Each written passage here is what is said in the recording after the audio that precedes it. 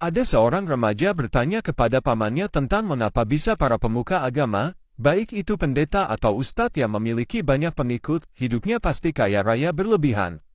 Remaja sebut saja, paman, saya heran kenapa seorang pendeta, ustadz, dan pemuka agama lainnya yang memiliki banyak umat, hidupnya selalu enak, kaya raya, rumah besar, mobilnya banyak, sepatunya berharga jutaan rupiah, pakaiannya buatan luar negeri. Apakah semua kekayaan itu merupakan berkat yang diturunkan oleh Tuhan untuk orang-orang yang bekerja untuknya? Paman, aku tanya kamu, jika kamu memelihara 100 ekor ayam di rumahmu, sedangkan ayahmu hanya memelihara 5 ekor ayam, kamu atau ayahmu yang akan mendapatkan lebih banyak telur ayam? Ya pasti saya yang akan mendapatkan lebih banyak telur ayam daripada telur ayam yang didapatkan oleh ayah saya, karena ayam milik saya jauh lebih banyak daripada kepunyaan ayah. Paman, sekarang jika ada pemuka agama yang memiliki 500 orang umat dan ada pula pemuka agama lain yang memiliki hanya 15 orang umat, pemuka agama yang mana yang akan mendapatkan lebih banyak uang sumbangan dari umatnya? Ya pasti pemuka agama yang memiliki jumlah pengikut yang lebih banyak yang akan mendapatkan uang sumbangan lebih banyak. Paman, ayam peliharaan bertelur untuk siapa? Untuk dirinya sendiri atau untuk diambil oleh orang yang memeliharanya? Jadi mana yang lebih cerdik dan mana yang bodoh, orang yang memelihara ayam atau ayam-ayamnya?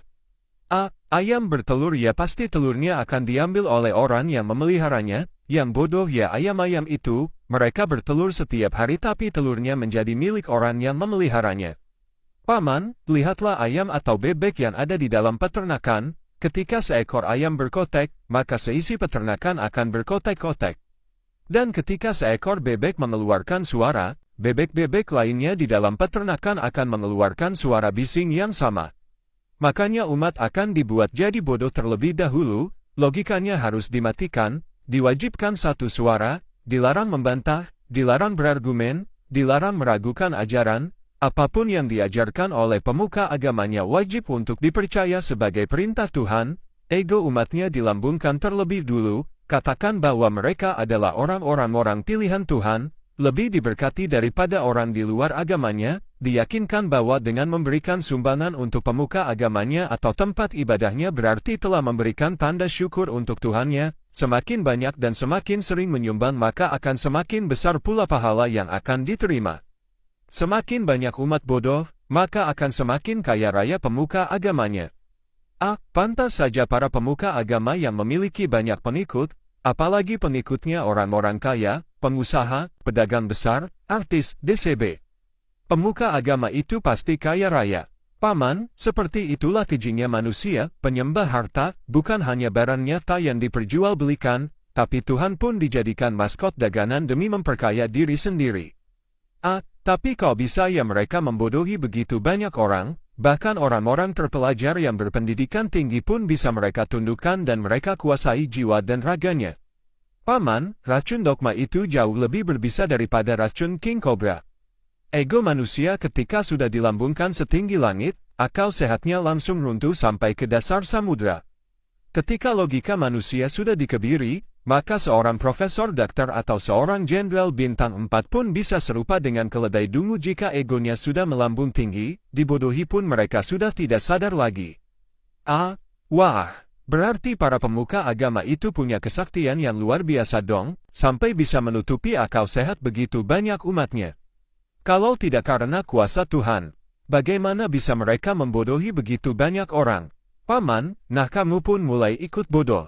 Jangan apapun kamu percaya sebagai berasal dari Tuhan, pergunakan akal budimu untuk membedakan mana yang benar dan mana yang nampaknya benar tapi penuh penyesatan. Orang yang tidak mau berpikir akan gampang disesatkan melalui slogan Tuhan.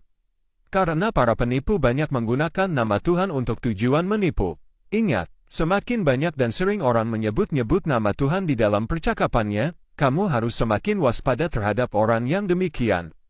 Pergunakan logika dan kecerdasan dalam beragama agar kamu tidak menjadi korban penyesatan. Terima kasih atas pencerahan ini Paman, semoga saya akan lebih bijak dan lebih cerdas dalam menyikapi segala ajaran. Paman, dari zaman dahulu sampai hari ini, gontok-gontokan dan perang dalam nama agama terus terjadi di mana-mana, apa penyebabnya kalau bukan berebut umat? Karena semakin banyak umatnya, semakin banyak pula aliran uang di dalamnya.